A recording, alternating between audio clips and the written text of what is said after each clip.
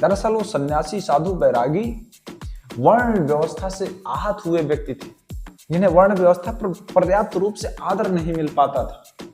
इसीलिए साधु सन्यासी वैरागियों का कोई वर्ण नहीं होता था, कोई जाति नहीं होती थी। ये जातियों से परे, वर्ण से परे होते थे। अब चूंकि ये जाति और वर्ण से परे हो चुके, भिक्षाटन करके खा पी लेते थे और चिंतन मनन करते थे। बगावत जैसी स्थिति होती थी, इनके अंदर क्रांति हुआ करती थी, क्रांति के अग्रदूत हुआ करते थे। ये बात ब्राह्मणों को खटकने लगी, क्योंकि तो ब्राह्मणों से भी अधिक विद्वान होने लगे थे। उनके पास अब कोई काम नहीं था, सिर्फ चिंतन मनन, पढ़ना लिखना, सामाजिक बुराइयों पर प्रहार करना, किस सामाजिक बुराई को कैसे निपटाना है, उससे कैसे निपटना है, लोगों को कैसे सज्ज बनाना, इस तरह की चीजों पर शोध करना, रिसर्च करना, ये काम हो गए थे साधु सन्यासी वैरागियों के।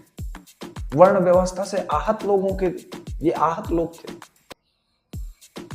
जब ये ऐसे काम करेंगे तो चारों वर्णों से अधिक बुद्धिमान तो हो ही जाएंगे।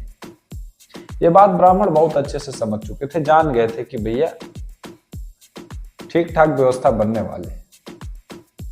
अब चूंकि राजा भी नहीं चारों वर्णों में से कोई एक होता था, क्षत्रिय को ही अमूमन राजा बनाते थे। और ब्राह्मणों ने सोचा कि अगर कहीं ये बगावत हुए पुरुष जो अपने आप को साधु सन्यासी और बैरागी मान बैठे हैं और अत्यधिक ज्ञान अर्जित कर चुके हैं, कहीं हमारे ही समान कोई नई व्यवस्था स्थापित कर दिया तो फिर हम लोगों की धर्म व्यवस्था, वैदिक व्यवस्था का क्या होगा। इन लोगों ने शुरू किया कि ऐसा है, अपने धर्म ग्रंथों में एडिट करो, उनमें संशोधन करो, उनमें डालो ये बातें कि भारत में सिर्फ वैदिक व्यवस्था में सिर्फ 4 वर्ण नहीं है, ब्राह्मण क्षत्रिय वैश्य शूद्र बस नहीं है, इनमें एक अलग है, एक ऐसा वर्ग है जो वर्णों से परे है, जो किसी वर्ण में नहीं आता और वो सर्वोच्च है। वो ब्राह्मण के द्वारा भी पूजनीय है, क्षत्रिय के द्वारा भी पूजनीय है, वैश्य के द्वारा और शूद्र के द्वारा भी। अब जिन लोगों ने बगावत की थी, क्रांति की थी, आहत होकर, उनको इन्होंने इतना सम्मान, इतना यश दिया कि वो भी अपने मौलिक उद्देश्य को भूल गए। उनकी बगावत थी वैदिक धर्म से, वैदिक धर्म में आधारित वर्ण व्यवस्था